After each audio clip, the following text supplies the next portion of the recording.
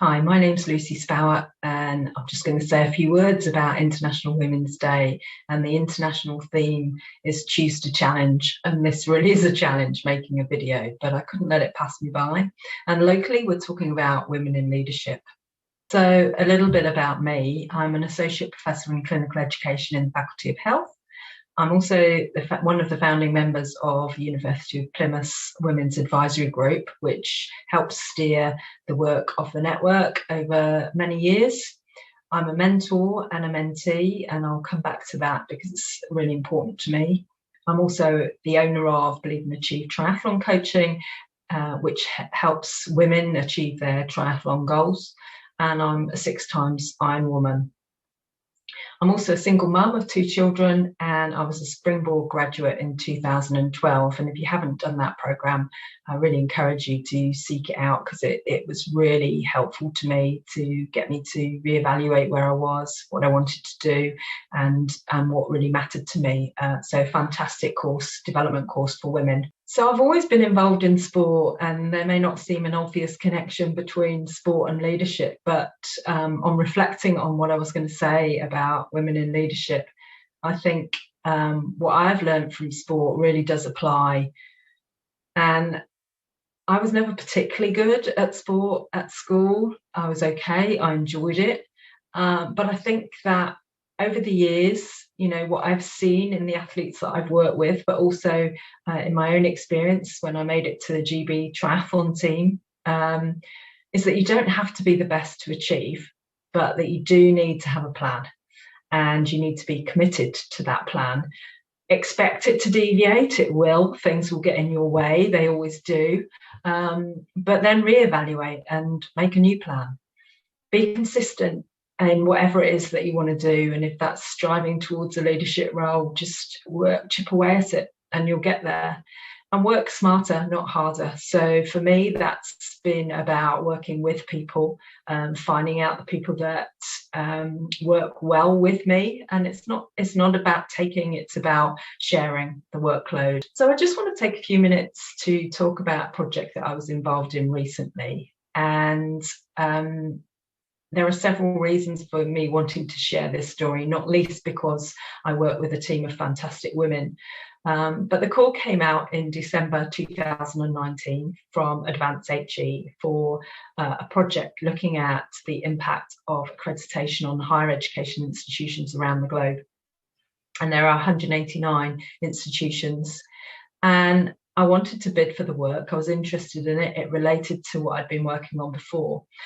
But I didn't position myself as a leader at the time, and I sought out a couple of professors who I thought could lead the bid, and I approached them and asked them if they would come on board with me and take that leadership role.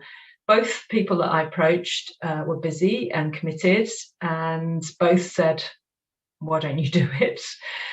And then I approached Becky Turner, who works in educational development here at Plymouth, and she pretty much said the same and said, we could do this. And I'd worked with Becky before, and so we set about writing a bid, and I set about trying to find a team of people. We knew we needed a team of people that were global because we knew the competition would be tough, and there are a substantial number of higher education institutions in Australasia and in other areas of the world where it would have been helpful to have people there because of time differences and so on. So I Googled and I found Professor Tashmin Khamis, who's the Vice Provost at Aga Khan University, which straddles 6 countries. And I also found Beth Beckman, who runs her own higher education consultancy. And amazingly, these women both said yes. I also approached Rachel Karki, who was at Bath at the time, and she said yes. And I was very fortunate that Harriet Dismore, who's an associate lecturer here in Plymouth Institute of Education, also said yes, and she came on board as well. So we had a team of 6 women, and I learned so much through this process. All of these women are leaders in their own right, all gave up so much to the project, but what was truly inspiring was that we all had each other's backs. I got COVID during the project. Becky's husband broke his leg. Tashmin was hospitalised. But every time someone had a challenge, the team stepped up to help them out. What I really can't reiterate enough is pull together. I think sometimes we strive to get to places on our own when we could be doing it collectively. And on that note, I couldn't talk on International Women's Day without mentioning Professor Hilary Neve, who's Associate Head of Medical School, and she's been a mentor to me and many other women, both within the medical school and beyond. She's a fantastic role model, and if you don't have a mentor, go seek one out. Someone that can listen to you, someone that can perhaps help you steer, listen to your difficult decisions that you've got to make. Not necessarily be the answer for you, but just be there. And Hilary has certainly done that for me.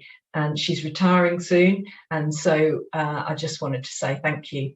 But also be a mentor to someone else. There will be people all around you who need your help to get them where they want to be. So it's really important. And we do have a women's mentoring scheme that runs at the University of Plymouth. So seek it out. I know that I've had fantastic results from that, but I've also been a mentor to others through that scheme, and it's worked really well for them. So that's all I've got to say. Have a fantastic International Women's Day and go collaborate.